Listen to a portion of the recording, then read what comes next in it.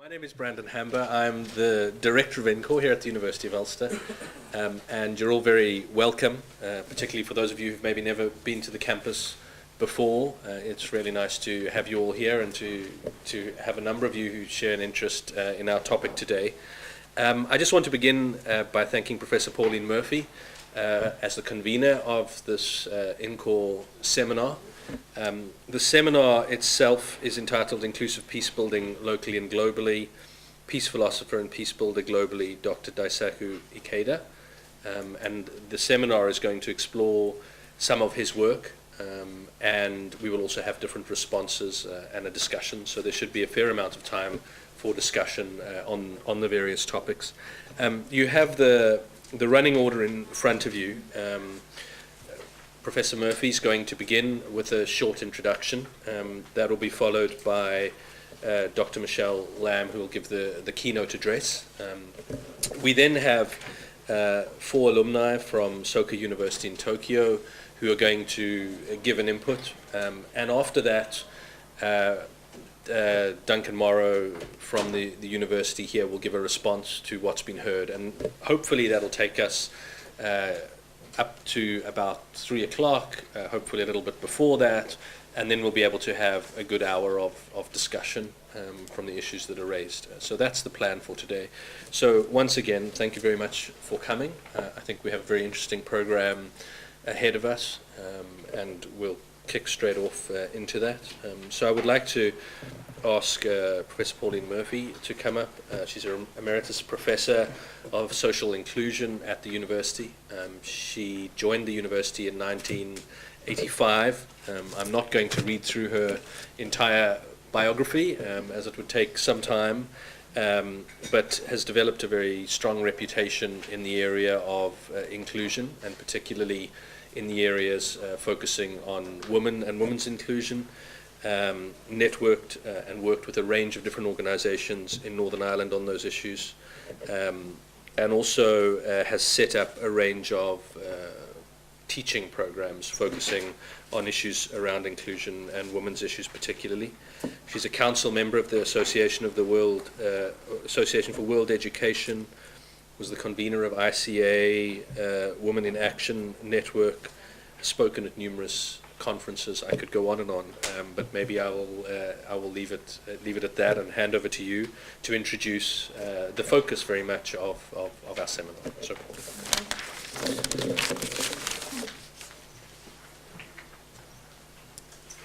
thank you very much, Brandon. I'm glad you had the interruptions before I came on, so with your poise didn't really bother you.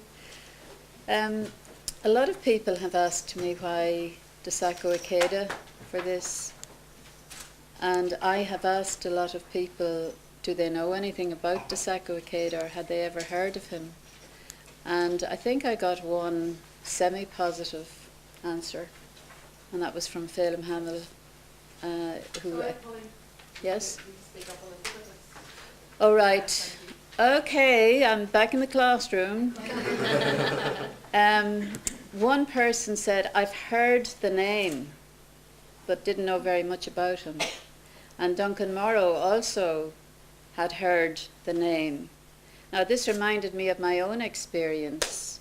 I didn't know Daisaku Ikedas, anything about him, or his writings, or his philosophy, or his practice. And it started on a holiday in the sunshine with my second daughter, Maeve, who's here actually. And the sun was shining beautifully. I had nothing to read. I had prepared in a hurry, and I asked her, did she have anything I could read? And she said yes, and passed me this book by Daisaku Ikedas.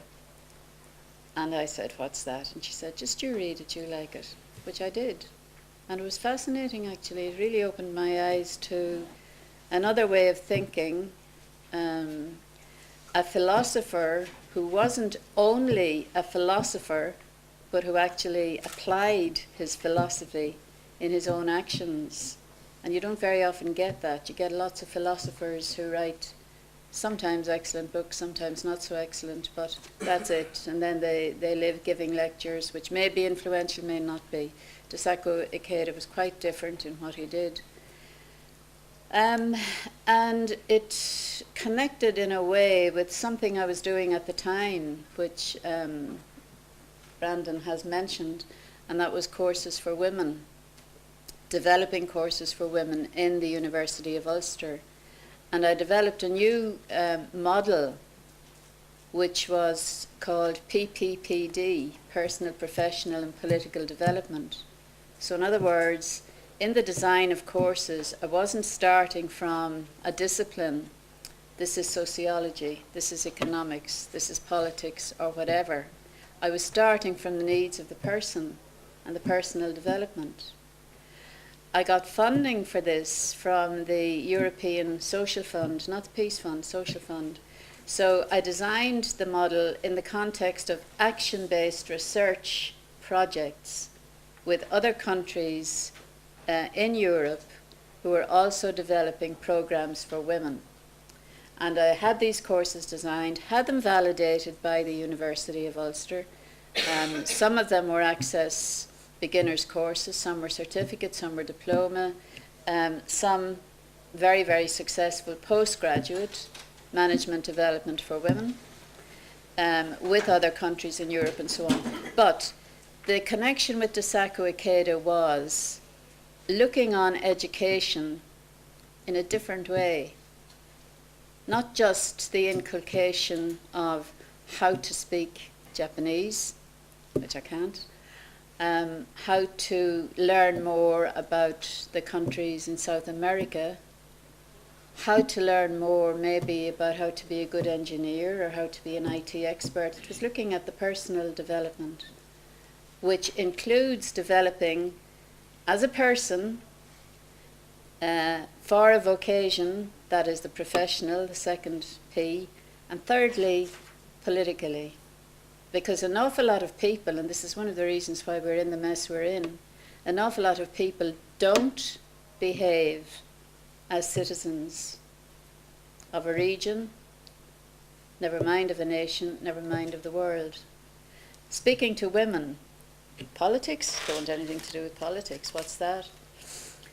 And we would have very long discussions, not debates, but discussions, because this is another thing that attracted me about Daisaku Ikeda and his outlook was he emphasizes dialogue a lot, which is absolutely crucial, but that's not the same thing as debates.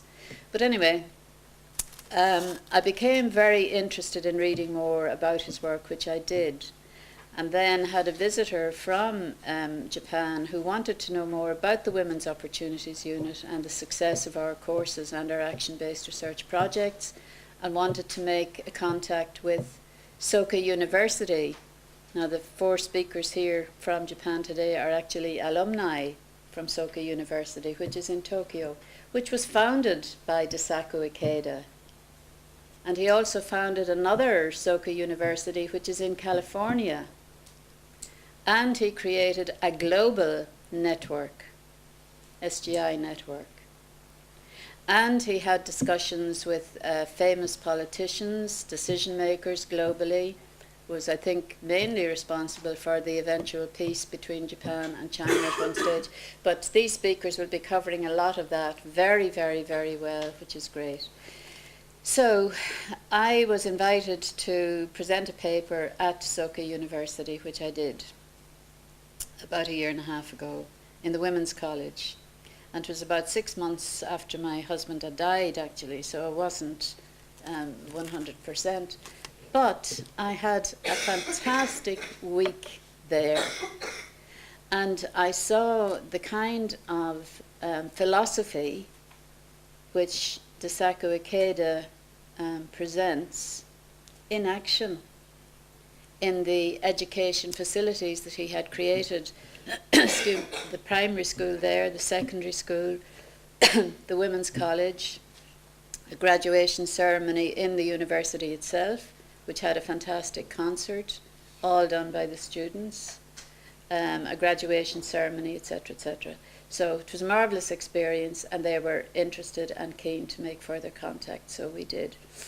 Came back to the University of Ulster, I've spoken to Brandon about this, looked through the postgrad courses, looking for some mention of Daisaku Ikeda. No. mention of other Eastern philosophers? No. So we are international, as are lots of universities in what we call the Western part of the world. They're not really international, actually, in terms of the curricula. And this, I think, is one of my strengths, in fact, and always has been in my career, if you could call it that, curriculum development. And I think there's a huge need now for that kind of curriculum development. So I spoke to the University of Ulster Vice-Chancellor, and I spoke to Brandon, and quite keen. And it was Brandon, in fact, who suggested a seminar such as this, which is a good way, I think, to create more awareness, as those of you who may have read the invitation first paragraph. I have two objectives in this. One is to create more awareness of the work of Daisaku Ikeda and more contacts, which now in the small world that we have is a real need, an urgent need, in fact, to make more contact between people throughout the world. And this is another aspect of Daisaku Ikeda which appeals to me. His emphasis on people. This particular book, which I've also mentioned, and I have some copies of it here, was written by Olivier Urbain, who did this for his PhD research. And he is now director of the Toda Institute for Research into Peace, which is situated in Tokyo and has other branches elsewhere too. And he identified three particular themes which were recurrent, or which were totally interconnected in Daisaku Ikeda's work. One was inner transformation, in other words, beginning within yourself, which we would call, or would have called, possibly personal development, which has roots or similarities in humanistic psychology, people like Carl Rogers and others, and Daisaku Ikeda kind of links with all of these people too. The inner transformation can bring about tremendous change, almost a recreation of life in people, if they do it successfully. You've probably heard hundreds of people saying, I couldn't do that. I wouldn't be able to do that. Expressing their powerlessness. And they don't get very much in the education system to enable them to challenge that. And there won't be any real change until that is more widespread. So the inner transformation, the inner dialogue within yourself, the realization, as he showed, as a role model for what he writes about, he is a good role model. He didn't have a university education, actually. Lots of honorary awards from universities all over the world. A Peace Prize from the United Nations, etc. But he was able to transform his own talent into being a world citizen. So inner transformation, dialogue is the next. Now, we talk a lot about dialogue in Northern Ireland. I'm not too sure if we do a lot of dialogue, but we talk about dialogue. But real dialogue, he says, is the essential weapon, that's not a contradiction, to peace. And real dialogue means having respect for the people that you're talking to and looking at them as equals and treating them as equals. The main goal is to bring out the best in oneself and others along the lines of communicative rationality. For Ikeda, the inner transformation is a starting point of all endeavours towards peace, and dialogue is the indispensable axis around which the system of his philosophy of peace revolves. And the third is global citizenship. And they're all interconnected. The inner transformation, the dialogue with other people, and then the global citizenship, developing your identity as a global citizen, which Socrates was advertising, or not advertising, but recommending many, many centuries ago. he has done this in his life. This is Daisaku Ikeda, and is still doing it, by the way. He's in his 80s now, but he's still writing. He presents peace proposals to the United Nations every year. And there's some examples of the peace proposals there, and I would recommend that you take at least one, well, any one, in fact. And again, this is showing what he, as a person, as a human being, can do. He doesn't present the peace proposals as a member of a government. He doesn't present them as an academic. He doesn't present them as a millionaire businessman.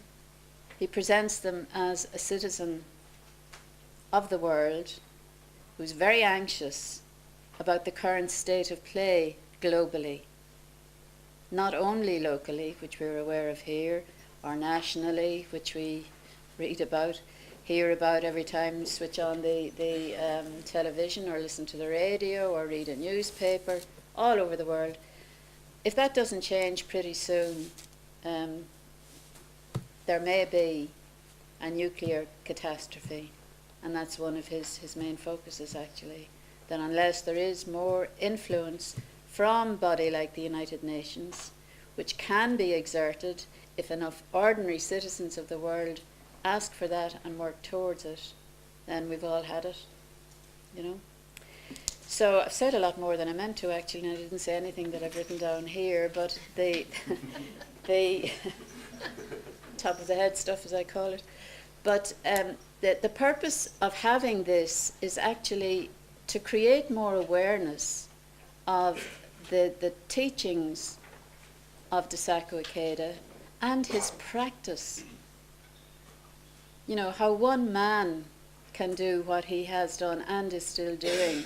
And there are excellent presentations which you will be hearing from the 4 Japanese people who have come to do this, which is also excellent. Set very high standards, and their commitment to what they're doing is just first class. So I think we will listen to them, and to Michele, who's doing a lot of excellent work in human rights, which is also one of Daisaku Ikeda's focuses or foci.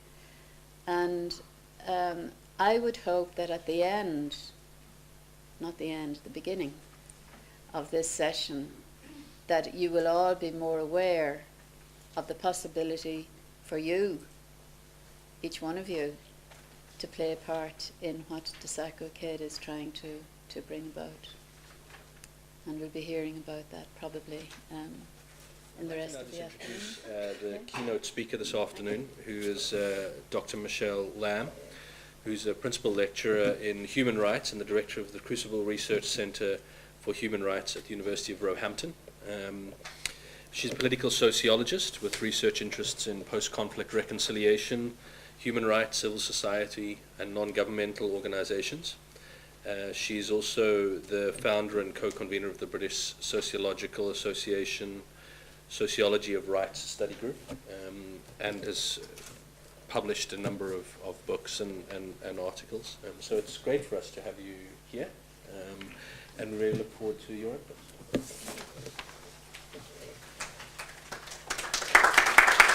Oh yeah, I haven't done anything. I'm just going to open this.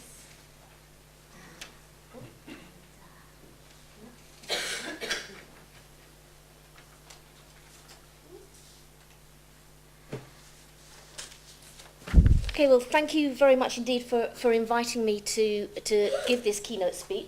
Actually, I'm going to also have my phone here. I promise not to answer it, but just to keep me on time, see what time we start this. So thank you very much, Professor Hamber and Professor Murphy, for inviting me to come and give this talk as a contribution to this discussion. The title for this address that I'm giving, Fanning the Little Bit of Remaining Fire, comes from the latest peace proposal that was published by Daisaku Ikeda. And in that peace proposal, he quotes a Catholic bishop, Helder Camara. I'm probably not pronouncing that exactly right, who was engaged in the liberation movement in Brazil in the 1960s, part of the sort of, the sort of theological liberation movement. And he wrote, he used this phrase following what was actually a failed dialogue with a military general. He was talking to this military general about the need for peace, for democracy, for human rights. And the general went on to become a renowned torturer in the 1960s in Brazil. But Ikeda quotes this, and he quotes this: "You must never give up. As long as a person is alive, somewhere beneath the ashes there is a little bit of remaining fire. And all our task is, you must blow. Carefully, very carefully, blow and blow. You'll see if it lights up. You mustn't worry whether it takes fire again or not. All you have to do is blow." And this struck me, that this idea of fanning the little bit of remaining fire. I'm sure listening to this, it resonates with people in Northern Ireland who must have felt over many, many years that you were blowing and blowing and blowing, trying to get some sort of ember to catch. But I think what it tries to say is that whilst the potential or the obstacles to peace are great, and if you like, the fire of peace is rather dim at present, and we have to recognise present realities, the key to addressing the complex and interconnected problems facing the world today lies in fanning continuously, or blowing that small flame of hope and commitment and energy in people's hearts, and encouraging them to action. And Ikeda goes on to comment on this, and he says, "The spirit of empowerment is found in the act of carefully fanning the little bit of remaining fire in the human soul of both those who support us and oppose us.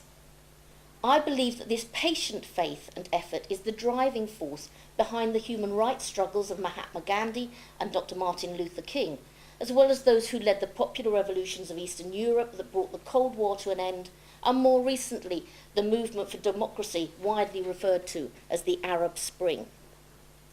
So I think the point of this fanning the remaining fire may seem idealistic, but I'm assuming that most people have come here today because we think that it is at least possible, if not to completely reverse the tide of human conflict, but to hold back that tide and to engage in a positive way with overcoming the myriad difficulties and human rights violations that we have to face. And I think what I'd like to try and do today is to try and talk a little bit about the contribution that a Buddhist or Eastern perspective can make to these debates, and following on from that, how that then connects to some of the work done by Daisaku Ikeda. Because I think from Ikeda's perspective, he's a Buddhist, he's an educator, and he's a human rights advocate. What's important is that all people have the capacity to engage in this struggle. In other words, we cannot fan what is present, and that all people have capacity that we can awaken through the process of education. So I think it's interesting, it was mentioned earlier, that there's not really a great deal of engagement with philosophies, or Eastern philosophies, Asian philosophies, generally when talking about conflict resolution and peace building and human rights. Galton said this in 1981: "The general hypothesis is that as one moves eastward from the Occident, the peace concepts, and with them the peace policies, become more and more introvert, inner-directed, and away from global architectonics and towards concepts of inner harmony. Humankind has been short-shifted by these concepts, having too external concepts in the Occident, in other words, too great a focus on structures, systems in the Occident, and too internal concepts in the Orient, to greater focus on the inner-directed peace building. And this leads to the obvious need for a dialogue among civilizations as to concepts of peace, with the goal of arriving at richer peace concepts. So I think what we're trying to say here is that there is the need for a greater dialogue between these two perspectives, the inner-directed perspective and the systemic structural perspective. Galton was saying that in 1981, but I think it's still very true today.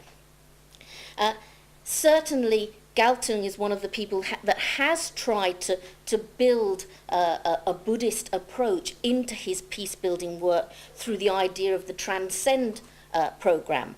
But generally, I would say that the contribution of Buddhism in particular has remained marginal to human rights and to the peace literature. And I think there's a number of reasons for this.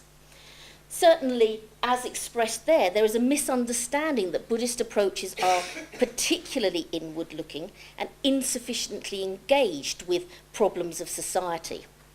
And connected to this is a conclusion that Buddhism is somehow passive and lacks the activism and energy that's necessary to really reform society.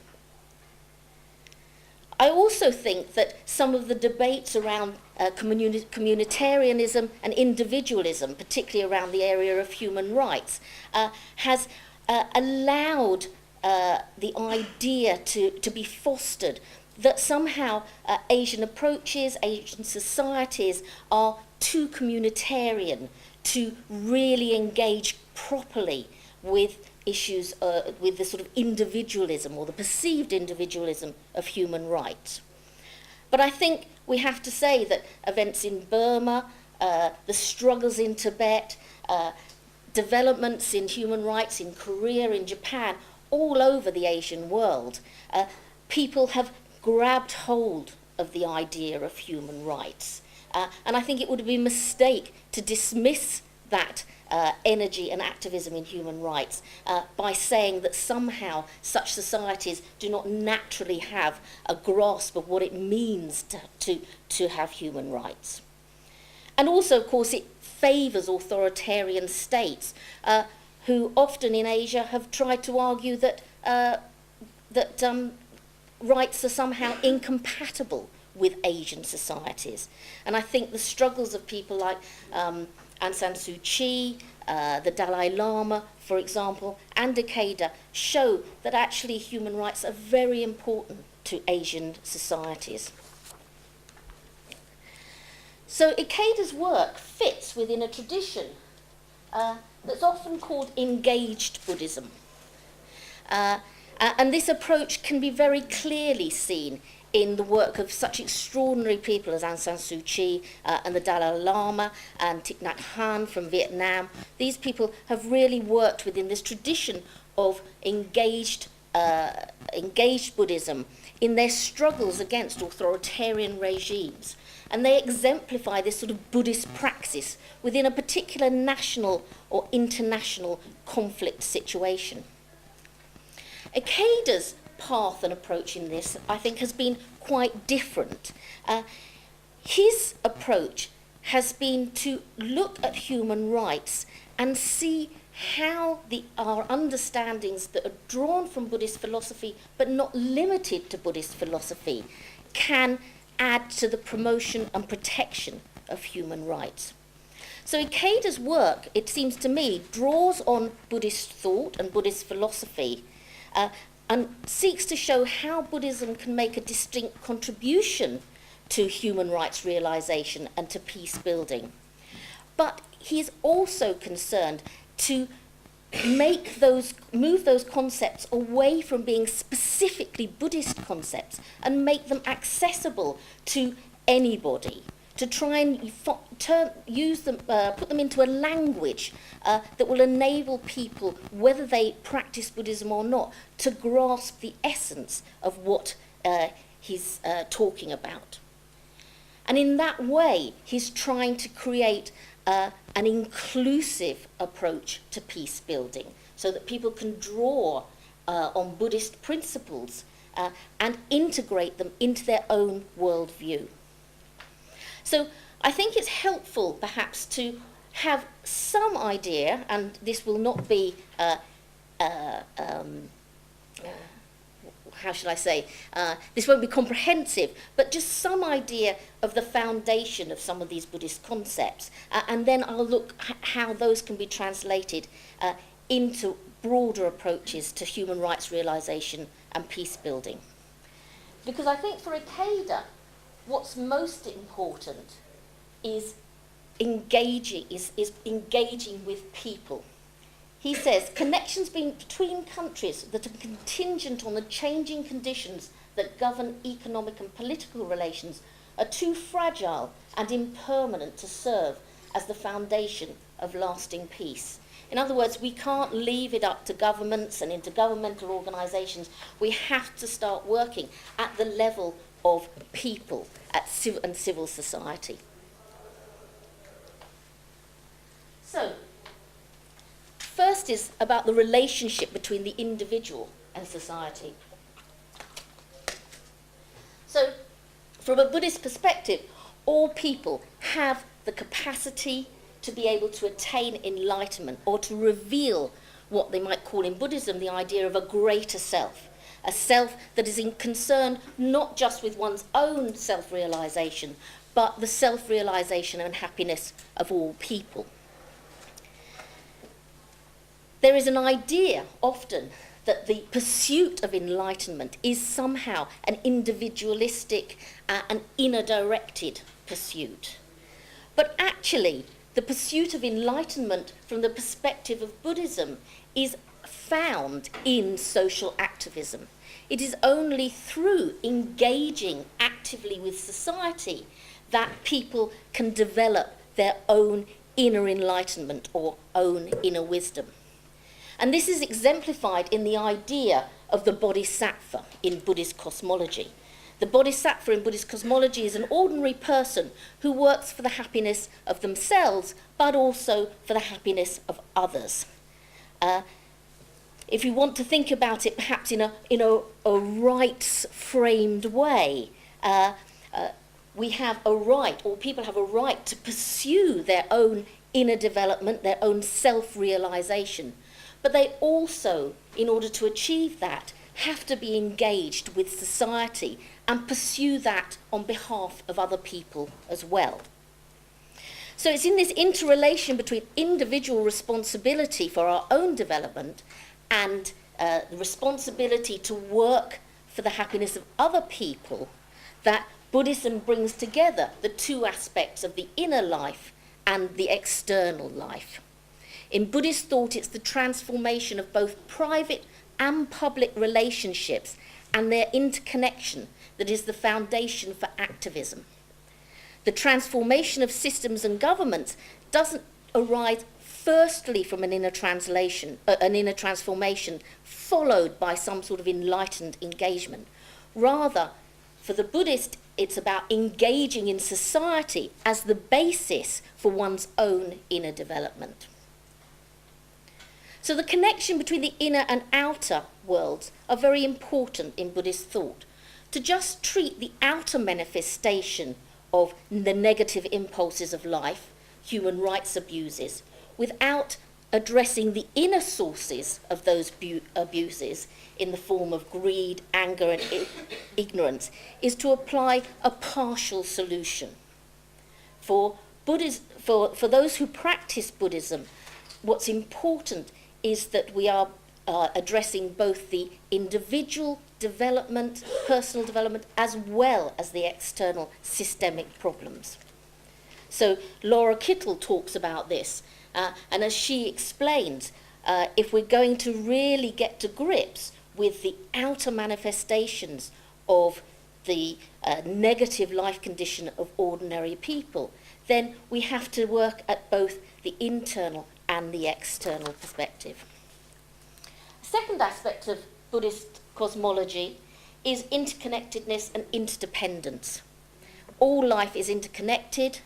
The individual, the society, the environment, the human and the non-human world are all interconnected and indivisible, as is body and spirit, as is emotion and reason, heart and mind. The Buddhist sees these as entirely integrated. So quite different from a sort of a more Western perspective that tends to separate body and mind, emotion and reason, individual, society and environment. The third aspect of Buddhist cosmology is the way life is seen as being continuous. The Buddhist doesn't regard this life as all there is, nor does it posit the existence of an independent God or afterlife. Rather, Buddhism regards life as a continuous cycle, subject to birth, maturation, decay, death, and rebirth. So Buddhism emphasizes the constant change within life within a context of continuation. So Ikeda makes the point that in the 21st century, the horizontal or spatial access of a universality that transcends national borders, as advocated in the Universal Declaration of Human Rights, must be complemented by the vertical or temporal access of a sense of responsibility that extends to future generations. This is especially crucial in our efforts to construct a sustainable and peaceful global society. So Ikeda's view is that we need to find ways of transcending difference across borders, between people, but also across generations and into the future.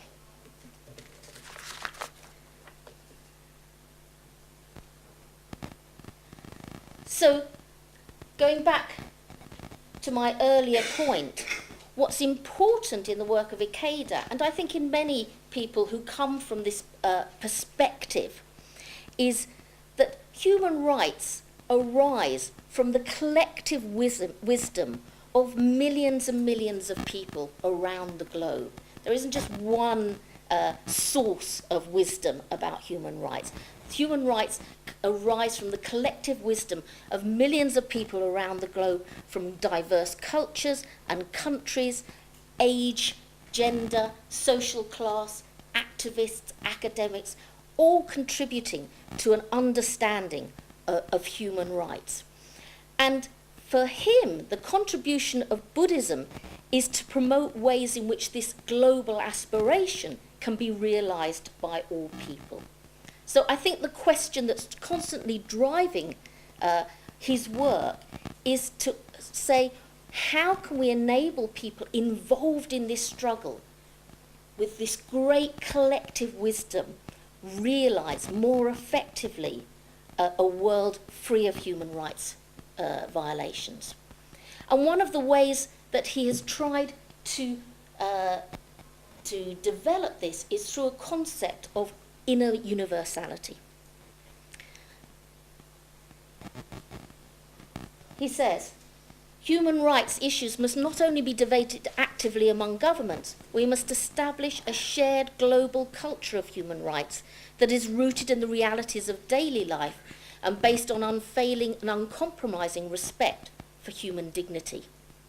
And then I'll miss one, and he goes on to say, when each of us makes our irreplaceable contribution and we develop multiple overlapping networks of solidarity, only then will we have truly learned the bitter lessons of the 20th century, an age deeply stained by violence and war. Only then can we begin to construct a new era founded on respect for the inherent value and dignity of life. So his work is not about saying Buddhism has the answer. It's about trying to make available the ideas and perspectives of Buddhism to a wide as possible audience so that they can be integrated, thought about, developed, adapted. And I think from that point of view, what he's not trying to do is, if you like, promote an ism. Yes, he's not trying to promote an ism as in Buddhism. He's trying to promote a way of thinking about peace as a contribution to this multiple overlapping network of solidarity and wisdom. Okay, so I just want to talk briefly about these four aspects that he is proposing as a way to try and think about human rights and peace building. And I think here we're moving more into, if you like, practical ways of trying to think about Buddhist ideals outside the language of Buddhism. In his 2009 peace proposal, he talks about 4 elements of inner universality. Firstly, the need to engage with realities rather than abstractions. Secondly, immanence rather than transcendence. Thirdly, an empathetic connection with the experience of others. And fourthly, imagination. So, abstraction and engagement. I think we hear a great deal, don't we, about the dangers of the abstract spirit, the dangers of abstraction. Zygmunt Bauman talked about this in terms of the Second World War and the abstraction of the Holocaust as a product of modernity. I think what Ikeda is trying to say is that we have to start to engage much more with those who are with the reality of human rights violations and with those who are affected by them, rather than seeing human rights as its own ideology, which can be very easily abstracted. And I think this is a very important point that he's trying to make here, that life now is so complex that we have to start really developing much more innovative ways of approaching peace building and human rights violation. I was reading a very interesting paper recently called The Transformations of War by Chetan Bhatt.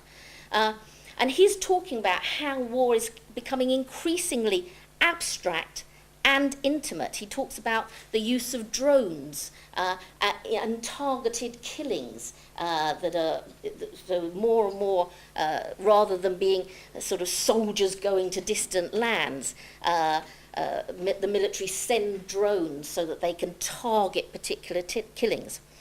And it seems to me that what he's talking about there is this combination of both abstraction and intimacy, that the operators of these machines, these drones, are abstracted from the results. They're miles and miles away, sitting in an office in America or whatever country it is that's sending them, or in an office in an air-conditioned part of Afghanistan or Pakistan.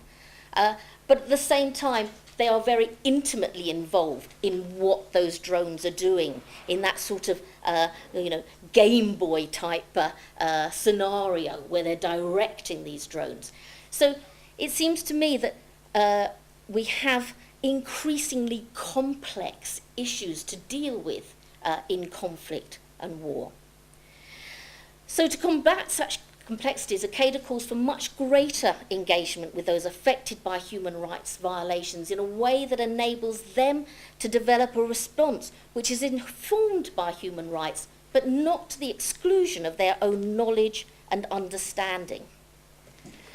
What he's calling for is to allow the universal or the global to innovate and inform the local, but the local to inform and innovate the global. And he argues that for such a dialogue to take place between the global and the local requires a dialogue within ourselves, the ability to critically engage and reflect on the dangers of an ideological approach, whether it be to human rights or to peace building, and really reflect so that we can come up with innovative solutions that don't fall into the trap of being either global or local. So this inner dialogue requires critical engagement with ourselves as well as critical reflection with the world around us. Second point he makes is to engage with realities. And I want us to draw particularly on human rights education here. It's not enough to just use human rights in order to try and build peace. We have to really engage with the reality of them, not as an ideology, but about what they do. And this is a colleague of mine, Andrew Fagan, at Essex. He says, the knowledge, skills and values for participating in a healthy democracy do not come ready-made. They need to be learned by each generation. Human rights cannot be simply understood, and where they are easy to lapse into ideology and harmful solutions as any other abstraction, leading to inappropriate solutions. And he goes on to say, correctly identifying the globalized nature of human rights violations requires a willingness to acknowledge our own part in these processes, whether in the consumer goods we purchase or our acquiescence in the continuing arms trades. We are implicated. Thus, it is not only the usual suspects that must be held to account, nor is it enough to convince people they are simply in the wrong. We have to accept that even human rights supporters have contributed to the construction of a world which falls far short of the ideals of human rights.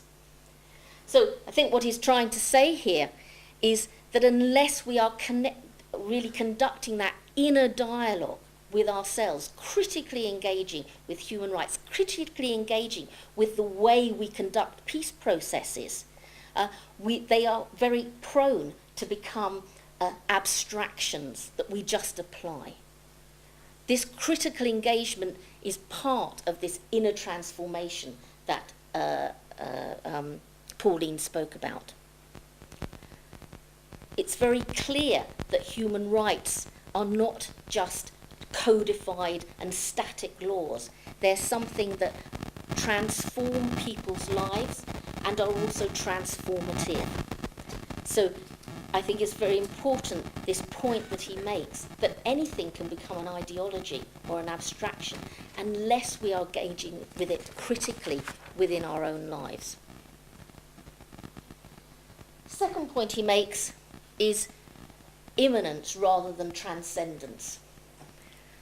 For Ikedas to say, Ikedas says, in a university is indwelling and immanent. In other words, spirituality resides within and is expressed concretely in action by human beings, specifically the action of recognizing self in others. So by recognizing self in others through action, we are developing an inner spirituality that is not transcendent, it's not other-directed, it's not from an external being. So in a way, I think this is in contrast to the idea of transcendence, which places the source or motivation for action outside the self, in the non-material world, independent of time and place. For Ikedas, ideology is external and transcendent and thus easily abstracted. And religion too is potentially enthralled to ideology. So he contends that rather than a transcendent God, humanity must play the central role in the creation of history in all its aspects, including the religious. And he goes on to call for the humanization of religion, a quest that is grounded, as Pauline's already mentioned, in dialogue. So he said, the determination to respect all people that forms the bedrock of Buddhist humanism brings us to see that not only sectarian differences, but also differences of ideology, culture, and ethnicity are never absolute. These differences, like the order and organisation of human society itself, are relative, and they should be treated as flexible, fluid concepts that need to be constantly renegotiated so as to best serve human needs. This is what it means for people, and not abstract principles, to be the protagonists of destiny. Third point he makes is about making connections. And he says it's true that the development of information technology presents opportunities for people to forge new connections. However, relations formed online will have no human face if they are limited to anonymous, depersonalized exchanges. Such interactions can only be inorganic and neutral, far removed from the refreshing wonder, tangible response and satisfaction that comes from the effort to realise face-to-face, soul-to-soul communication. I don't think he's saying we shouldn't be using Facebook I just got a Skype message. Luckily. But I think what he's trying to say is that we have to really develop much richer communication between people. And I want to draw on Richard Sennett. Richard Sennett says this, he says, treating others with respect doesn't just happen even with the best will in the world. Respect is an expressive performance.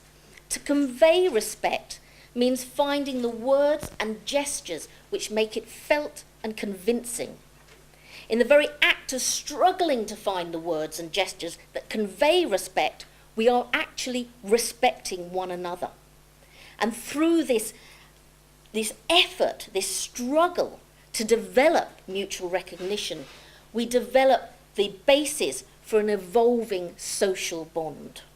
And I think Sennett's description of the very struggle to engage being an aspect of respect is very important, and is what IKEDA is trying to encourage through intercultural dialogue. Finally, imagination.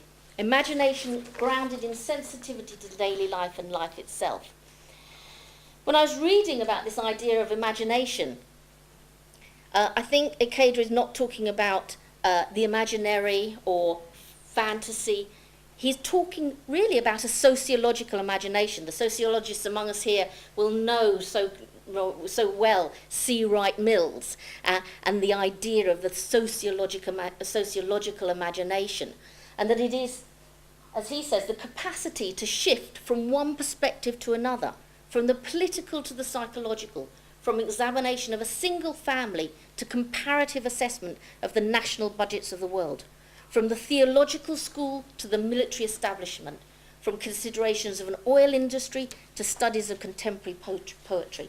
I think what he's trying to say here, and what IKEDA is trying to promote when he says we must develop a capacity to imagine, is to develop this capacity to connect, to see the connections between phenomena, psychology, different disciplines, to move away from compartmentalised silos that we so easily find ourselves in when we are trying to make change. So to finish, IKEDA says to set out from immediate and concrete realities, creating with every step new neighbours in an expanding network of human solidarity.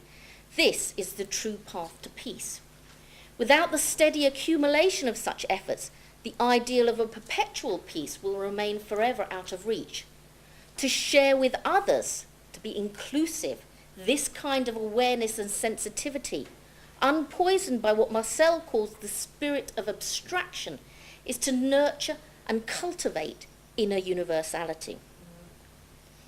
So this idea of inner universality, I think he is proposing as the starting point for a way to try and think in a fresh way about peace building and about human rights, to try and move away from them as sort of static, codified methodologies, and try to bring them back to this creativity, imagination, struggle to respect, to dialogue within each individual person.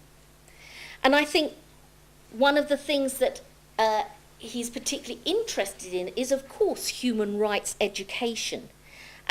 And I think perhaps one of the things that we may want to discuss around human rights education and peace education is what sort of education is a human rights education, is a peace education, and how perhaps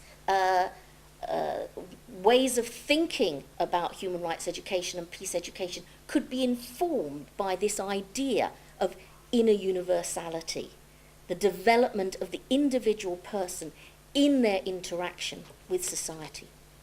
So thank you very much.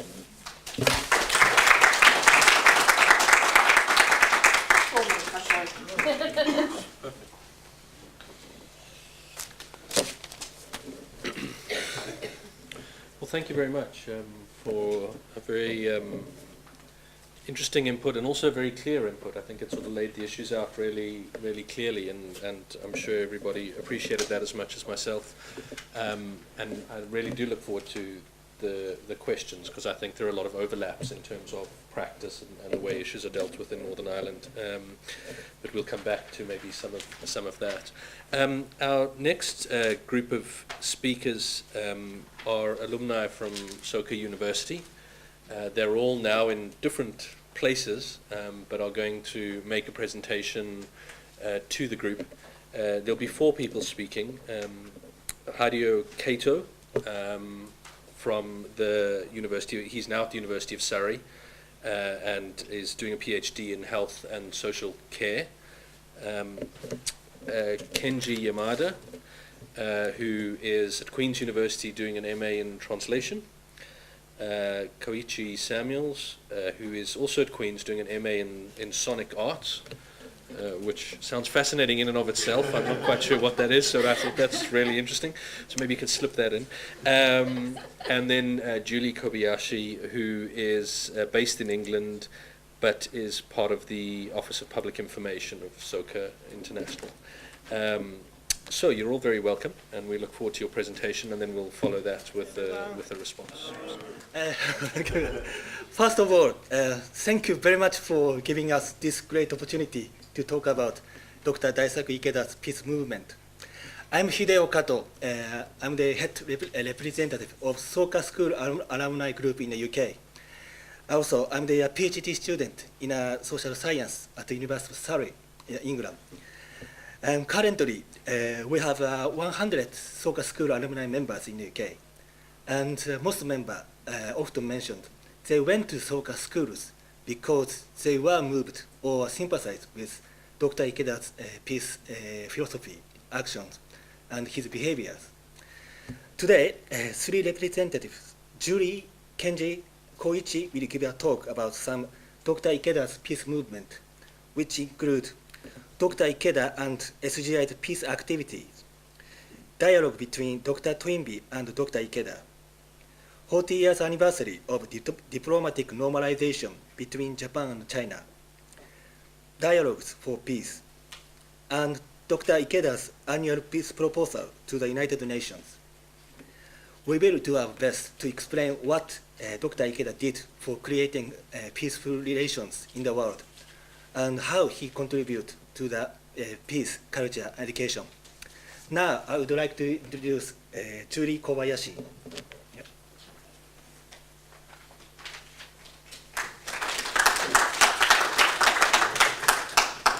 So good afternoon, everyone. My name is Julie. Thank you very much for this opportunity. I spent the last 7 years in Japan, 3 of which I studied at the Institute of Japanese Studies at Soka University and 2 years at Soka Women's College. So as a representative of Soka alumni, I'm very thankful for this opportunity. I would like to start off our group presentation by first giving a brief overview of the Soka Gakkai International, and secondly talk about how Daisaku Ikeda has personally contributed to global peace.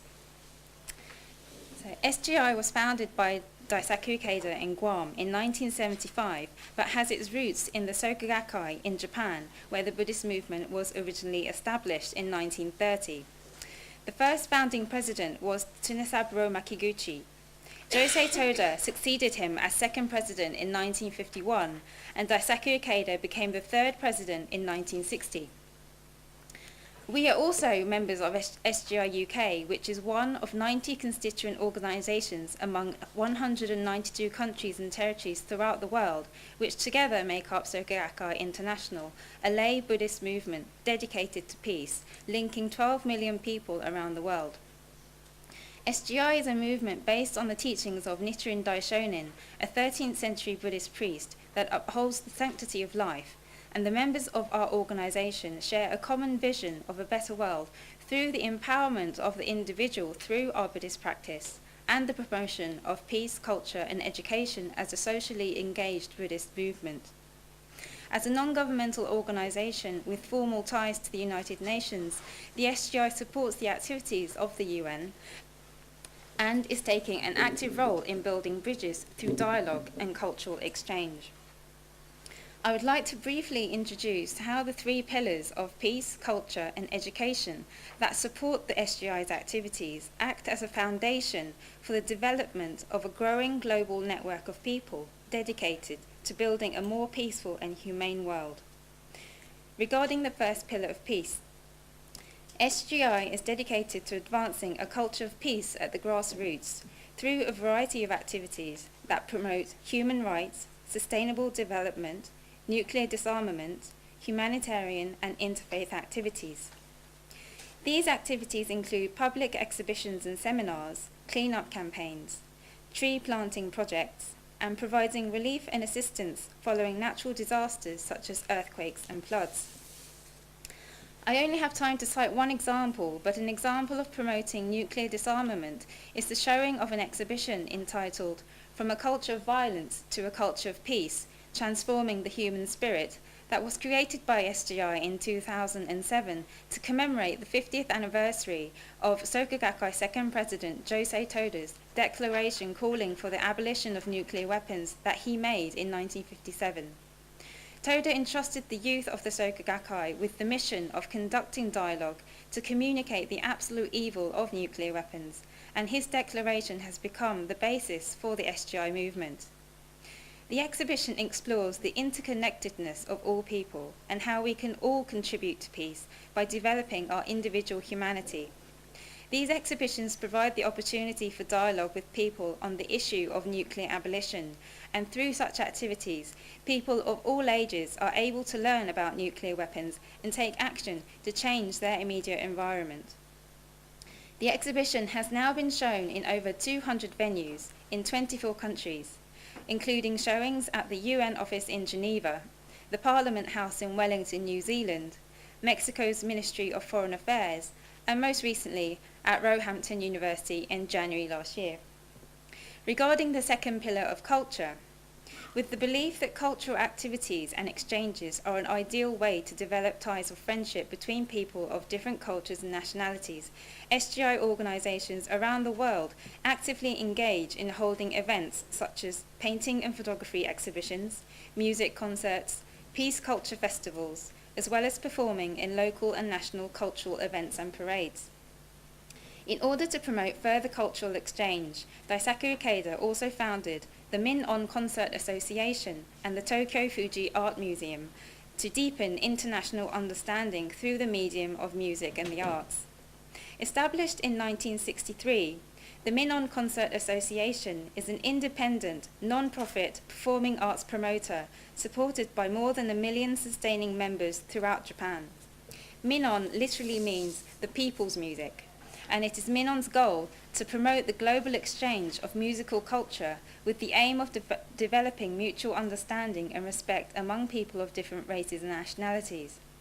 Since its founding, thousands of musicians and performing artists from more than 100 countries have been welcomed on stage in more than 300 cities across Japan, including artists such as Herbie Hancock, the UK National Youth Music Theatre, the Russian Balalaika Ensemble, as well as one of the world's most senior ballet directors, John Neumeier, and Hamburg Ballet. The Tokyo Fuji Art Museum was established in 1983 and is located in Hachioji City, Tokyo. Based on the motto, "A museum creating bridges around the world," the museum sponsors exchange exhibitions that bring cultural treasures from around the world to Japan, while sending primarily Japanese art from its own collection to other international museums. The museum's international art exhibitions have introduced the Japanese public to masterworks from some of the world's most distinguished museums, including the Louvre in Paris. The permanent collection houses paintings and objects from world-renowned artists such as Monet, Van Gogh, Klimt, Cézanne, and Renoir. Moving on to the third pillar of education. In order to foster global citizens who will contribute to building a just and peaceful world, Daisaku Ikedas founded the Soka education system based on the humanistic principles of Nichiren Buddhism. In Japan, the Soka education system runs from kindergarten to graduate level study. Kindergartens have also been opened in Singapore, Malaysia, Hong Kong, Brazil, and Korea, and Soka University of America in Aliso Viejo, California, offers a unique liberal arts program focused on the study of global issues. The Soka educational system was established out of Ikeda's desire to put into practice the philosophy of Soka, or value-creating education, of first Soka Gakkai president Tsunesaburo Makiguchi. Makiguchi himself was an educator and asserted that education should encourage youth to realize their precious potential and teach them to uphold the sanctity of life for both self and others, so that they may create supreme value in their own lives as well as for society. Soka alumni are now making their own contributions to international society based on the humanistic principles of their alma mater, and are active in all fields of society, contributing in their own unique way to civic society. For a more comprehensive understanding of the SGI and the activities I've just mentioned, please go to the following websites.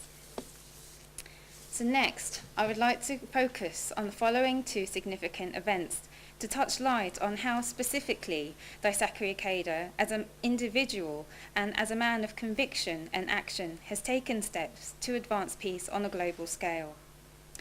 This year coincidentally marks the 40th anniversary of the normalization of diplomatic relations between Japan and the People's Republic of China, and the 40th anniversary of the dialogue between Daisaku Ikeda and noted British historian Dr. Arnold J. Toynbee. Ikeda significantly influenced breakthroughs in Sino-Japanese friendship and in the normalization of diplomatic ties between Japan and China. One example of this was in September 1968, when he publicly proposed the idea of restoring Sino-Japanese relations at a meeting attended by 20,000 members of the Soka Gakkai student division. At a time when there were no official diplomatic relations between China and Japan, this was a historic proposal which consisted of the following three elements: Japan's recognition of the People's Republic of China and the normalization of diplomatic relations with that country, the restoration of China's status in the United Nations, and the promotion of bilateral economic and cultural exchange. The Cold War was nearing its peak, and the Japanese government, together with the United States, was adopting hostile policies against China. China, in the midst of the Cultural Revolution, was perceived to be an enemy state, and a lot of anti-communist sentiment was widespread throughout the world. Ikeda was aware that calling for the re-establishment of bilateral relations, as well as China's entry into the United Nations at such a time, would expose him to harsh criticism, but he believed that Japan's initiative in building friendship with China was certain to melt the tension between the communist and capitalist blocs. The proposal was reported in major Japanese newspapers and was also wired to China. In response, Ikeda received threatening phone calls, death threats, and top officials in Japan's foreign ministry also expressed their strong disapproval. But Ikeda courageously prepared to risk his own life, believing that without amicable Sino-Japanese relations, there can never be peace in Asia or the world. One of the inspirations for his proposal was his mentor, Mr. Toda, who was deeply concerned about the happiness of the people of Asia, and who would often say to Ikeda that China would play an increasingly important role in world history from now on, and that friendly relations between Japan and China will be most vital. After Toda's death, Ikeda was determined to carry forward his vision and build a golden bridge of friendship between the two countries. And I believe Ikeda's proposal was symbolic in that he made his speech at a meeting attended by students, as it was an expression of his wish for young people to follow in his footsteps and walk the path of friendship with the Chinese people. In the years that followed, the situation in the world at large continued to change rapidly, as the United States reconsidered its China policy, and in July 1971, US National Security Advisor Henry Kissinger made a secret trip to Beijing, where he met with Chinese Premier Zhou Enlai, and the two nations began a swift rapprochement. Japan was in danger of being left behind in a major shift in world history, and thinking people came to recognize even more the importance of Ikeda's earlier groundbreaking steps. In October the same year, China took its first seat on the United Nations Security Council, and with this, the proposal made by Ikeda in 1968 was finally realized. Ikeda's call helped establish the groundwork for a series of political-level exchanges with China, culminating in restoration of diplomatic relations between China and Japan in September 1972, only 4 years since Ikeda made his proposal. His behind-the-scenes efforts to bring this about are today widely acknowledged in China, and ever since, for more than 40 years, Ikeda has worked to mend and strengthen bilateral friendship between the two countries. The second significant event of 1972 that I'd like to mention is Ikeda's dialogue with Professor Arnold J. Toynbee. The dialogue came about after Daisaku Ikeda received a personal invitation in the form of a letter from Dr. Toynbee in the autumn of 1969, who mentioned that he had heard much about the Soka Gakkai and wished to discuss a number of fundamental issues confronting the world with him. I do not have time to elaborate on the content of the dialogue, so I would rather concentrate on the aspect that this dialogue, seen retrospectively, was a decisive event that influenced international relations among the United States, Soviet Union, and China. Toynbee remarked that he believed dialogue had an extremely important role to play in promoting harmony among different people and religions, and noting the tensions between Soviet Union, United States, and China, he suggested that if Ikeda were to engage them all in dialogue, it would eventually lead to dialogue among those parties themselves. Ikeda promised Toynbee that he would do his best to dedicate himself to spreading waves of dialogue around the globe to establish a firm foundation of peace. After the restoration of China-Japan diplomatic relations, Ikeda, in his capacity as a private citizen, made his first visit to China in May 1974. As Chinese-Soviet relations continued to worsen, Ikeda saw during the trip that the people of Beijing had built a vast network of underground trenches and bomb shelters to defend themselves from possible Soviet attack. Ikeda's greatest fear was that war might break out between the two nations, both of which possessed nuclear weapons. And he was determined to prevent it at all costs by resolving to tell the Soviet leaders about what he saw in China and urge them to pursue a course of peace. 4 months later, in September, Ikeda flew to the Soviet Union in his effort to diffuse the tension between the two countries, and during his visit, Ikeda had the opportunity to meet with Soviet Premier Alexei Kosygin at the latter's request, and was able to communicate to the Premier of China's deep concern about the Soviet Union's intentions. Ikeda also mentioned how the Chinese were digging shelters in preparation for attack, and so directly asked Kosygin whether his country was considering attacking China, to which the Premier responded that the Soviet Union has no intention of either attacking or isolating China. Ikeda then took this message with him to China 3 months later, in December 1974, on his second visit, and during his meeting with Vice Premier Deng Xiaoping, Ikeda was finally able to convey the message imparted to him by Premier Kosygin. Until bilateral relations between the Soviet Union and China were finally normalized in May 1989, the relationship between the two nations went through many ups and downs. However, the personal diplomacy that Ikeda demonstrated during the Cold War in order to normalize relations between China and the Soviet Union at a time when there was no formal exchange between these countries are today valued by many leading thinkers. Ikeda says that the reason he traveled to the Soviet Union is that he wanted to do whatever he could to prevent a Third World War. He went equipped with a philosophy of peace and reverence for life, determined to raise the curtain on an age of world peace. A great challenge for the sake of peace awaits us, and we must not fail. We have to act with courage and resolve in order to create change. We cannot succeed if we are hesitant or timid. Ikeda was not obligated in any way by any person or any particular organization to act as an intermediary between the leaders of the Eastern and Western blocs, but he took the initiative as in his capacity as a private individual, and from his deep wish to transform a culture of war to a culture of peace. He consistently urged the leaders of each country to cultivate peace and friendship with their neighbor, no matter how dim the prospect seemed. Through his belief in the power and possibilities of dialogue, Ikeda has shown that courageous words can change the course of history. Thank you very much. So now I would like to welcome Kenji, who will be speaking about Daisaku Ikeda and his dialogues for I peace. did spend one semester studying in the campus in Japan, and if you guys remember from the slideshow, it was the beautiful campus in the bottom right corner with the sun and everything of California. So today I'm going to talk about Daisaku Ikeda and his dialogues for peace, somewhat ironically in a monologue, but I hope you guys can ask questions afterwards, or feel free to come up and talk to me afterwards, or dialogue about dialogue if you so please. And yeah, thank you to Dr. Murphy and Dr. Lamb and Dr. Hem. In many ways I feel like what I'm talking about has been in sort of a dialogue with what's already been said today, which I think was nice and unplanned.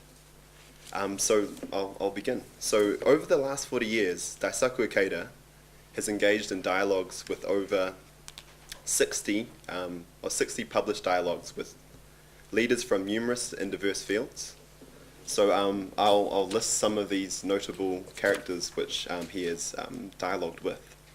So Ikeda has talked with renowned individuals such as historian Arnold Toynbee, Club of Rome co-founder Aurelio Peche, former US Secretary of State Henry Kissinger, Nobel Prize recipient for both peace and chemistry Linus Pauling, former Soviet statesman Mikhail Gorbachev, Nobel Peace Prize recipient Joseph Rotblat, former Undersecretary General of the United Nations Anwar Chowdhury, peace researcher Elise Balding, Chinese philosopher Tu Weiming, and former President of the Republic of Chile, Patricio Aylwin Azocar. So these are just a few of the many dialogues that he's had. So going back to what Julie was saying before, Daisaku Ikeda's encounter with Arnold Toynbee had a great impact on him and a huge influence on his future dialogues. So thanks to Toynbee, Ikeda was able to meet with many other dialogue partners. Toynbee wrote down on a piece of paper the name of his friends with whom he hoped Ikeda would find the time to meet, such friends as Aurelio Peche. So the list conveyed Toynbee's wish, quote, for Ikeda to generate a dynamic groundswell of dialogue around the world, end quote. And this is a wish that Ikeda has fulfilled. So Ikeda and his interlocutors have discussed wide and varying topics. And here's a few of the topics that they've talked about in great length. So the abolition of nuclear weapons, the future of civilization, humanistic governance, ecological economics, peace research, spirituality, religion, health, bioethics, literature, philosophy, and the arts. So it's a very wide array of topics. So although the topics that Ikeda discusses and the individuals with whom he talks greatly vary, central to all these dialogues is the great wish to foster peaceful and harmonious relationships with people of all cultures, nations, and religions. So what is dialogue, and how is it different from simply talking to someone, or is there a difference? So in one of his many dialogues, he talks to Chinese philosopher Tu Weiming, and they talk about dialogue in their dialogue, and some of the points that they raise are very interesting. So I'd like to bring 3 points that they discussed to light.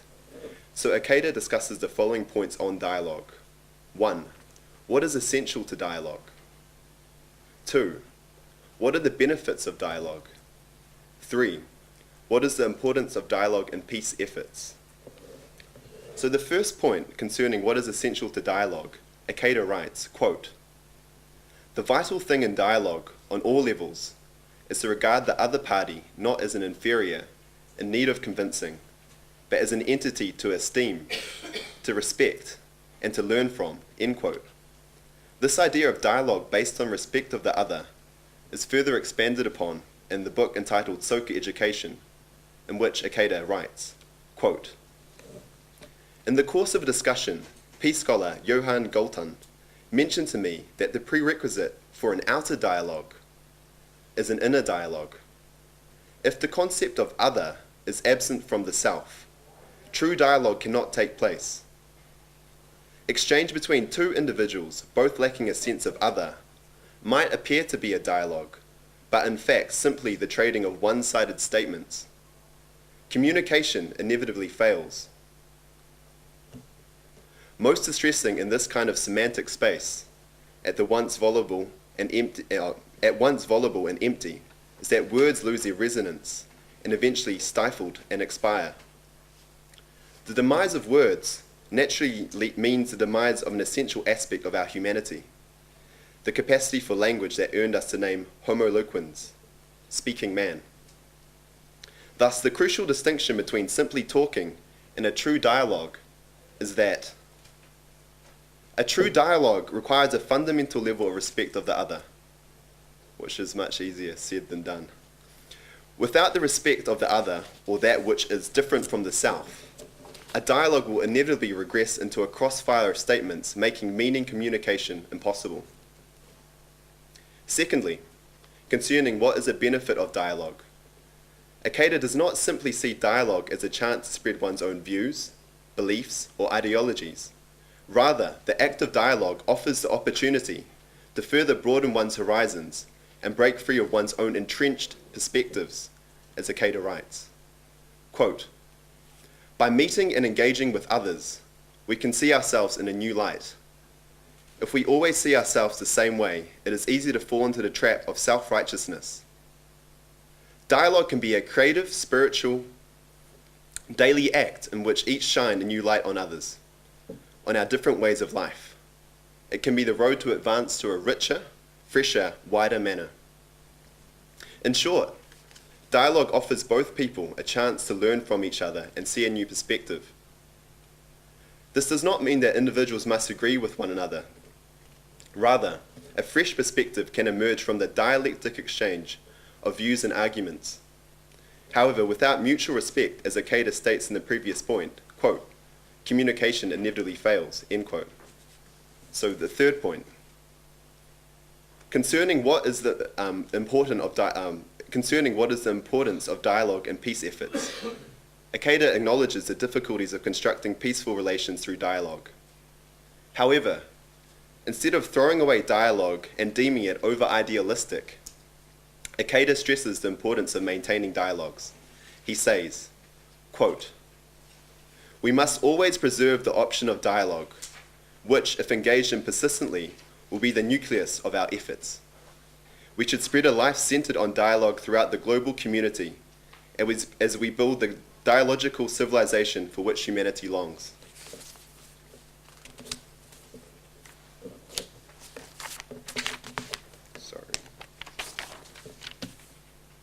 I am utterly convinced that in the rich soil of the dialogical civilization, we can learn from human diversity, seek a universal ethic, and bring peace culture to beautiful, fragrant bloom. End quote.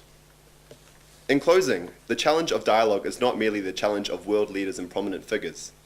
Rather, dialogue is a challenge that all individuals must confront if dialogue is to be more than an idealistic attempt at constructing peace. Ikeda thus demonstrates what one individual can do through dialogue, embodying his own ideals in a ceaseless practice and offering each one of us a great example to follow. So thank you. I'd like to invite Koichi Samuels up now to talk, and he'll introduce his topic.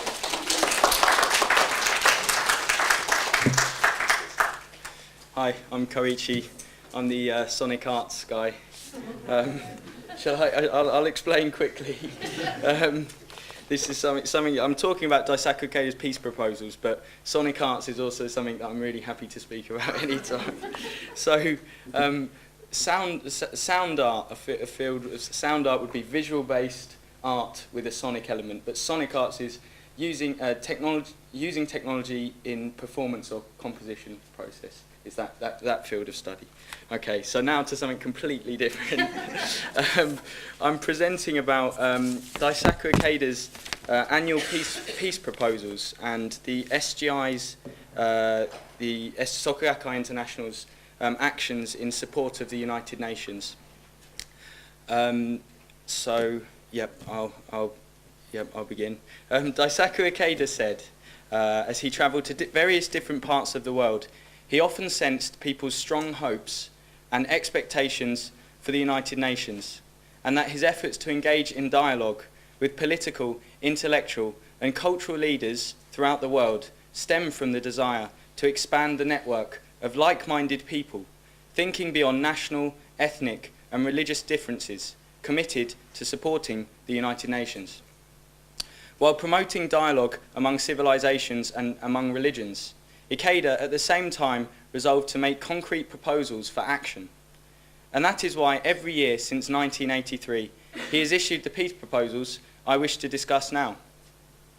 These proposals explore the interrelation between core Buddhist concepts and the diverse challenges global society faces in the effort to realize peace and human security.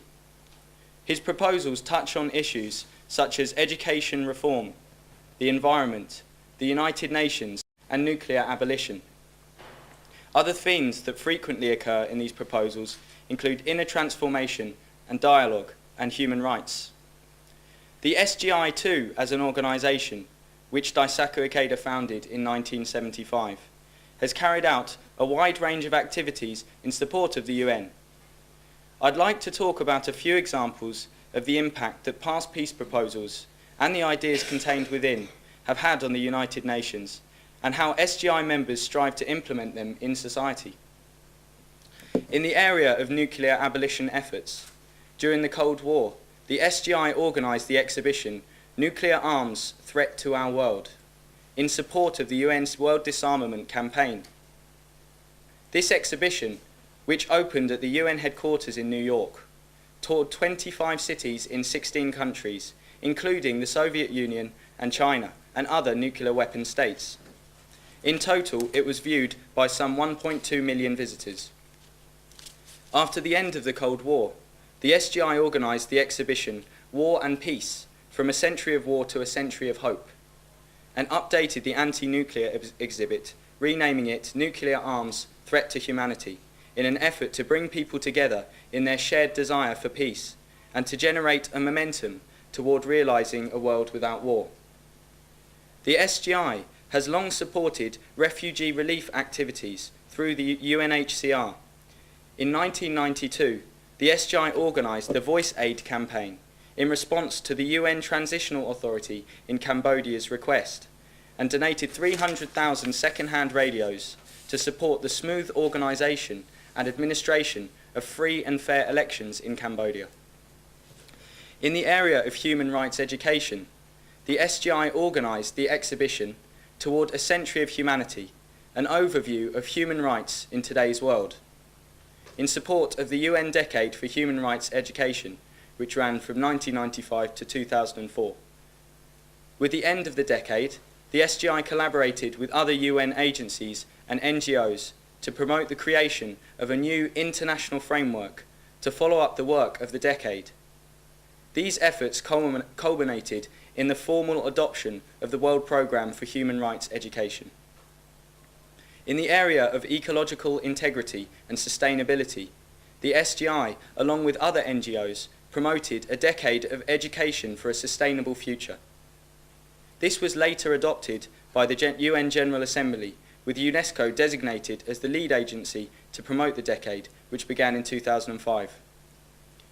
In August 2006, in a proposal for reform of the United Nations, Daisaku Ikeda put forward the idea of a UN decade of action by the world's people for abolition of nuclear weapons. In line with this idea, the SGI launched the People's Decade of Nuclear Abolition initiative in September 2007.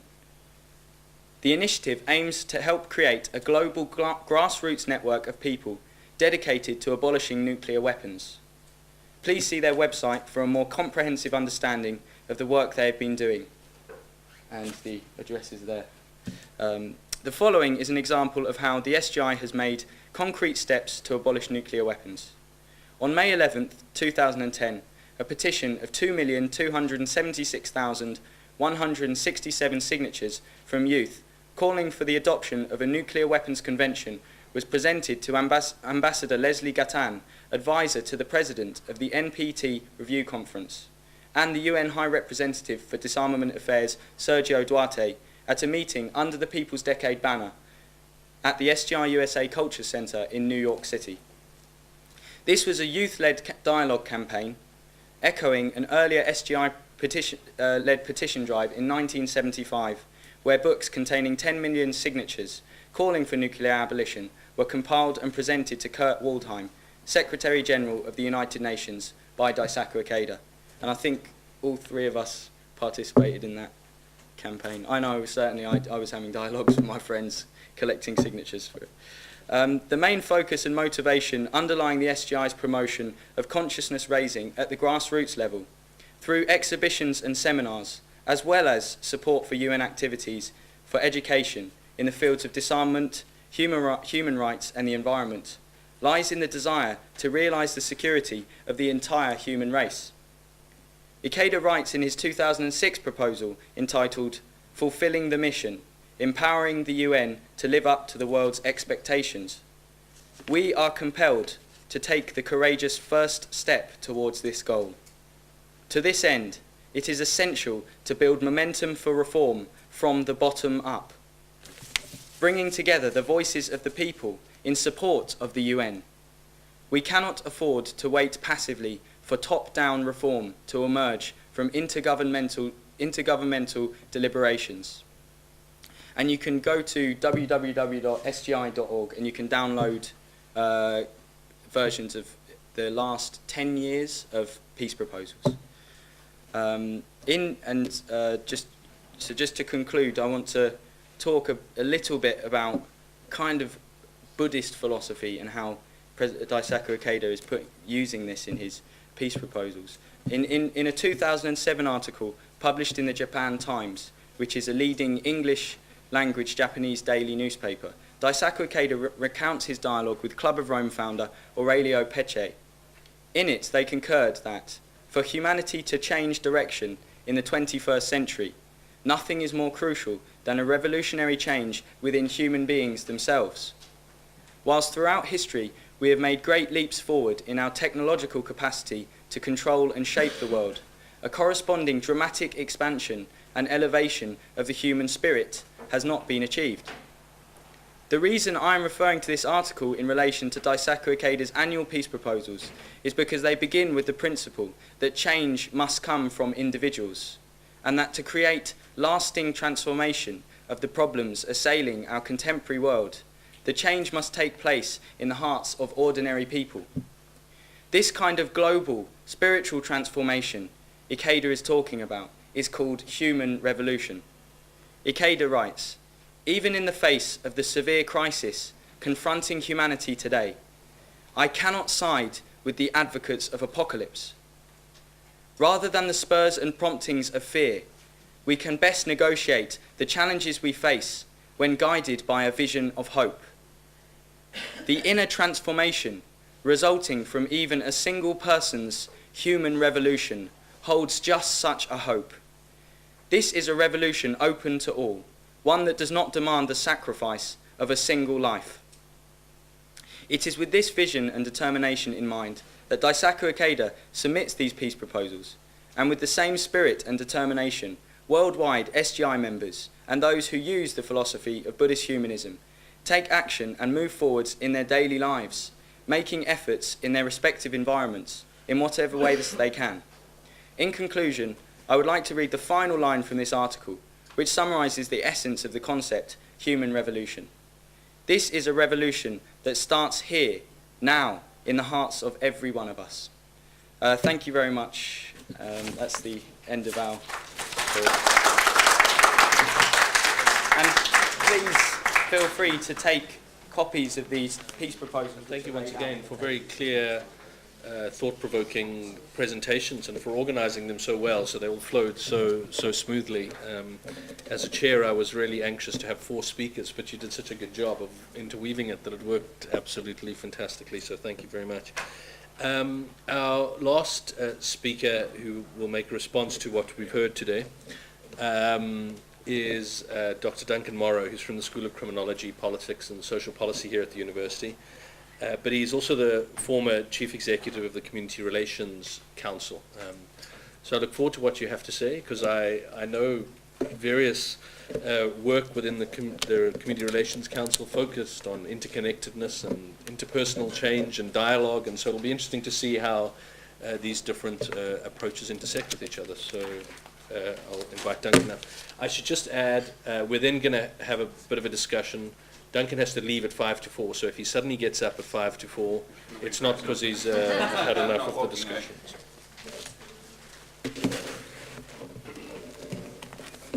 Thank you very much. I'm sure you are ready for a break, so I will actually slightly shorten what I have to say, because I think there's going to be a good chance for a conversation. And just to say a couple of things by way of starting this. First of all, I think we should thank Pauline for organising this, actually, because I think it emphasises to me again how quickly we all become insular into our own spaces. I had actually heard Daisaku Ikedas, but not properly read him, to be honest, and really sitting there today thinking this is actually very interesting and important stuff, and that we haven't, as an academy generally, but certainly here in Northern Ireland, engaged in many ways with some of the complexities and implications of what that's about. So number one. Second thing I think I want to say is that you were very organised. I feel as if I'm the opposite of that.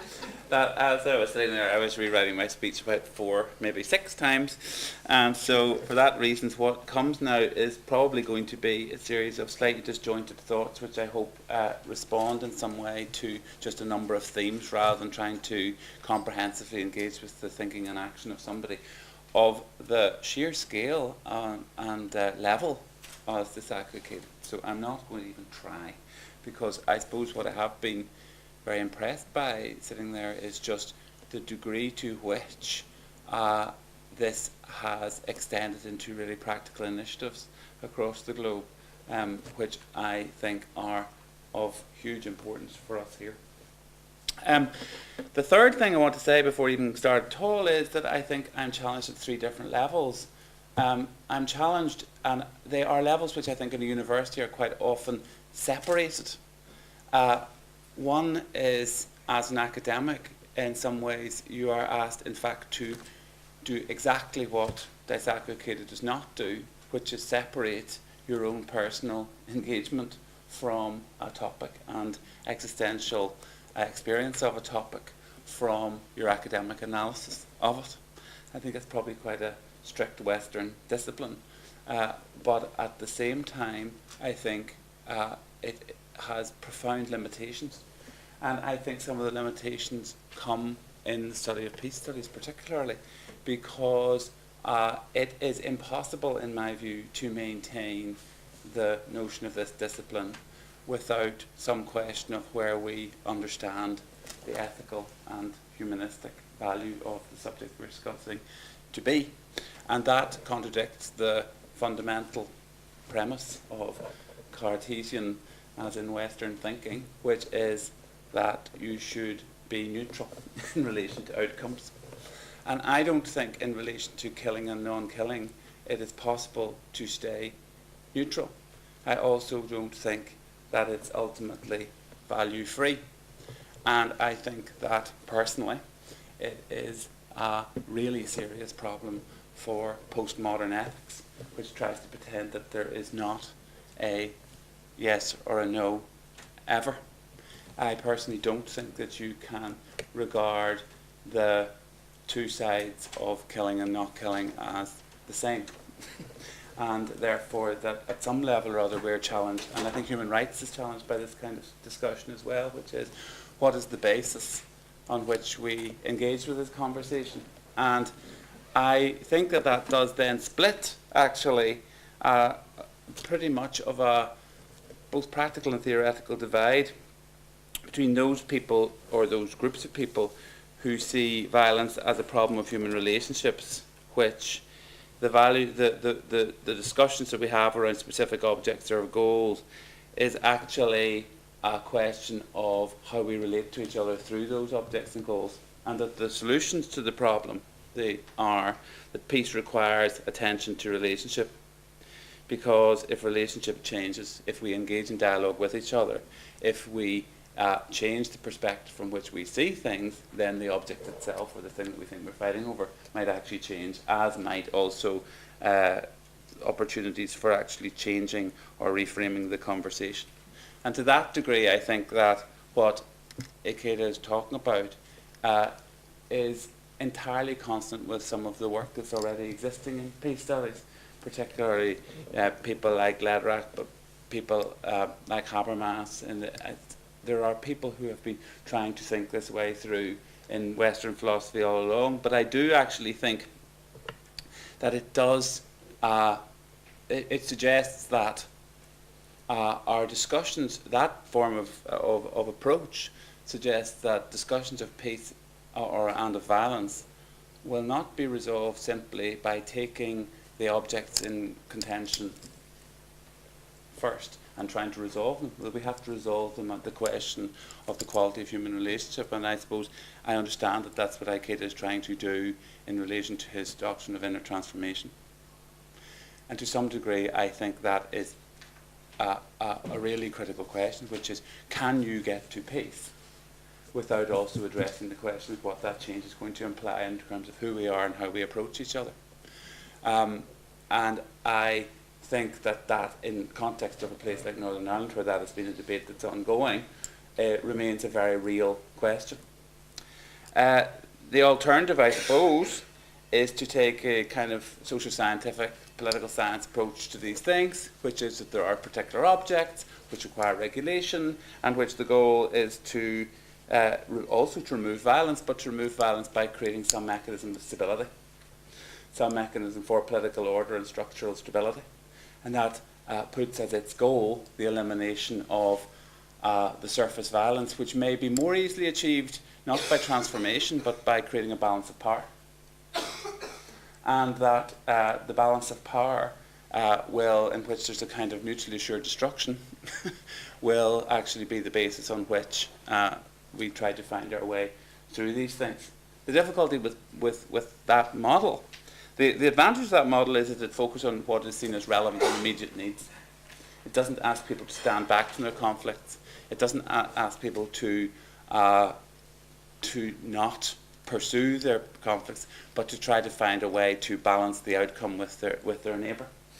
And in many ways, I think that the difficulty for me is what it does tend to do is suggest that the outcome will be some kind of balance of forces, some kind of new balance of forces, in which the great benefit is stability. What I suppose people taking the opposite view is that underneath that new stability is also still a real crisis of relationship, which has within it the seeds for future developmental problems. And I don't want to draw too strong a contradiction between those things, but I do think that they lead to different outcomes. They lead to different outcomes. In some ways, I suppose I think that the question of whether this kind of approach is otherworldly is answered by the activity of Daisaku Ikedas. He is not clearly otherworldly. He is trying to apply these things in a real context. But I suppose that what I pick up from this is that, and maybe this is the result of living in Japan and having the experience of World War II from a Japanese perspective, is that he is not satisfied with surface political stability as evidence that the issue of peace itself has been properly addressed. And just because we have a surface political stability in the world nuclear arms race doesn't mean that the issues that are raised by why we went to the nuclear arms race in the first place have been properly addressed. So I suppose there is a deep suspicion in there that violence has been contained by our agreements, but that we still always and will need to pay attention to something, which are words which actually are extremely difficult, as far as I can see, for peace studies and academic departments to really deal with. How do we deal with Ikeda's instruction is the wrong word, but insight, which is that the three things we have to work on are wisdom, courage, and love and humanity. What space do they play in the way we study peace studies? Are they considered to be the soft end of peace studies, which has no value? Or are they, as is being asserted here, the core elements of peace studies, which have to be discussed? And I do think that that question needs to be put on the table of social science if we are to be truly scientific. Do these things matter? And how do they matter? Does it matter? Is there such a thing as wisdom? Is there such a thing as courage? Is there such a thing as love? Which are items which should be on our agenda if we're serious about peace and conflict studies? Or are these things peripheral, softy, sentimental nonsense which do not at all matter? But I don't think we can get off anymore with separating those discussions. We have to have those discussions, possibly in those terms. And the great value of what I think when somebody else starts to talk about them is that they put it very straight. It comes at you very straight. And I'm not sure that we are comfortable having conversations in the academic classroom in the Western world about this kind of thing, which suggests to me that's one of the reasons why we haven't really gone down this road. The other thing that he talks about is the three poisons, greed, anger, and foolishness, which are quite interestingly straight and which are not that different from actually core ethical insights from across the globe, that these are really serious problems. But to what degree do we have to begin to see change in those things? That the quality of our peace is measured by the degree to which there is a growth in wisdom, a growth in courage, a growth in humanity and love, which are his words, and the dangers to our peace are the degree to which we have stepped back from greed, stepped back from anger, and have learned something. In other words, we're not as foolish as we were. And those are quite simple. Those are quite simple, and they're not simple at all. I suppose they're not simple at all. The reason I'm putting that up, really, is just, and I really won't go on much longer, is to say that I think that in some ways in Northern Ireland we have settled for the stability model. That we've settled for the stability model. That it was enough to get stability and to contain the violence. And that actually, once that happens, anything which threatens the stability, including pointing out that we haven't really sorted out our quality of relationship at that other level, is itself considered as a danger to peace. That's the paradox. That and so there are important questions about whether that's true or not. And whether that's true or not. Is it now better to turn a blind eye to difficulties about power because that would make the situation more unstable? Or is it more important to constantly move forward and say we have to deal with that? And for me, the great evidence of that, I suppose, is encapsulated in the image of an interface, which is that the question of an interface is, does a division create peace because it creates stability and allows people to live peacefully for the moment and allows people to say I can get on with my life by turning my back on the other, which is certainly a strong case for them, versus the other thing which says it actually embodies the opposite. It puts through a notion which is that we can only actually be together as long as we have certainty in our separations. As long as we have certainty in our separations. And anybody trying to take those away is actually potentially risking the peace. Now, I think that that does then create serious challenges. I worked in the Community Relations Council. I was interested in your notions of culture, peace, culture, and education. And I certainly think that within the view of what you are seeking to do, those were the kind of, certainly some of the things that were core to what a Community Relations Council tries to promote in a context, actually, where most people don't really want to know, I have to say. but that you do it by picking up those who wish, and that has been pretty positive experience, I think, over the last 20 years of more and more people engaging in that conversation. I also think for us it turned into having to become real, though, about the obstacles to that. That we had to tackle issues which prevented people from simply doing those things. That it became very unsentimental. It came about how do you actually reduce the level of violence? How do you address questions of real injustice? How do you encourage people? How do people begin to forget the injustice of the past in order to be able to deal with a just relationship in the future? And increasingly, it became a complex and real question. And so the question I would have, I suppose, is, and this, I'll finish at this because I really could go on for a long time, as you can see, is that, and this is in the spirit which I think IKEDA is really brilliant at, is of encouraging this question of dialogue. So this is in the spirit of genuine dialogue. My own background is not Buddhist. I'm not a Buddhist. I'm a Christian. But I do think that the two questions I would have in terms of the really serious dialogue about this is that Christianity, to me, or certainly the version that I inherited of it, is absolutely clear that without a break with the past, which goes under the name of forgiveness, nothing happens. We simply continue as we were. And the mechanism through which we break with the past and begin something else is critical. So my question really out of this is, the big obstacle to the future has turned out to be the past here, actually. And my question therefore is, in what way do we deal with the load that is the past in this philosophy, and how do we begin to encourage people to embrace the reality of the dialogue rather than the reality of simply sticking with what we came into the room with to protect ourselves? So that's number one. And the second thing and final thing is this, is Western thought, I think, Western academic thought, in my view, is still beholden to Hegel.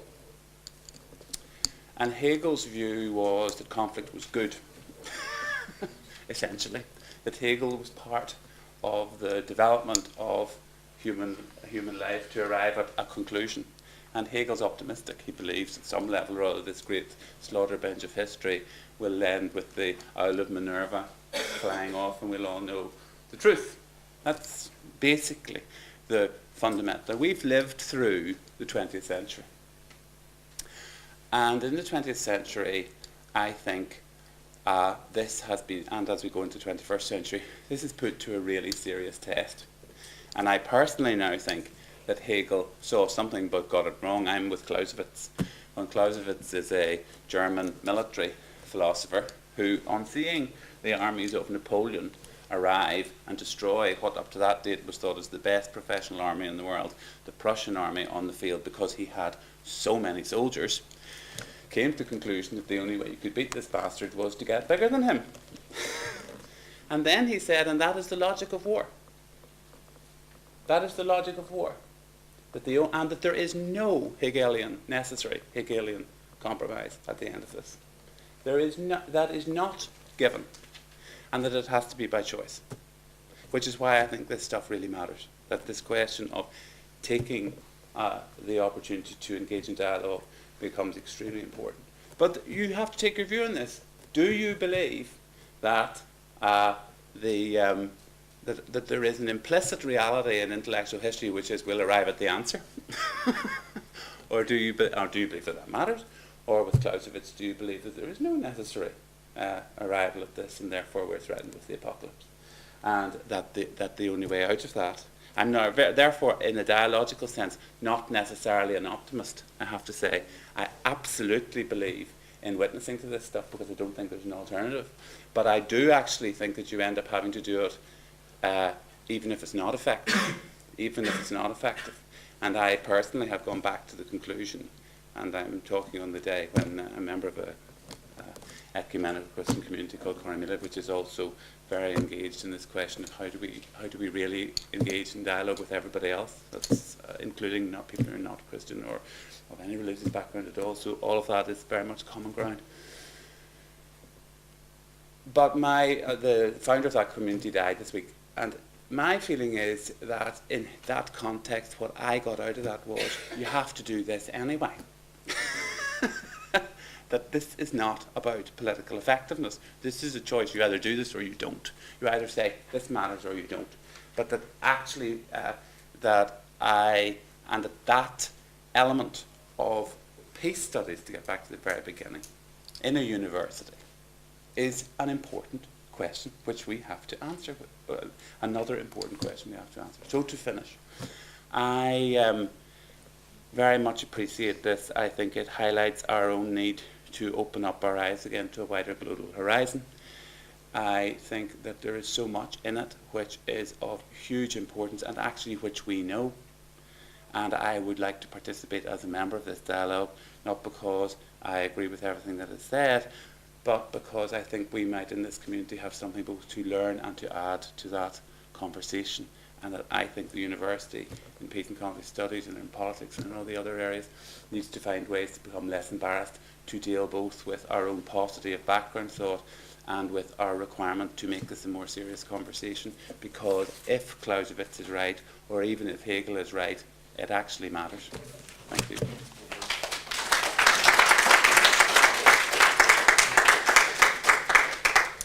Thank you very much, Duncan, for very thought-provoking input, and I think, in a sense, ended off with an invitation to dialogue, which is what we now intend to do. I am conscious that people might be feeling a little tired after the inputs, so what I would like to suggest, there's some water at the back there, and still a few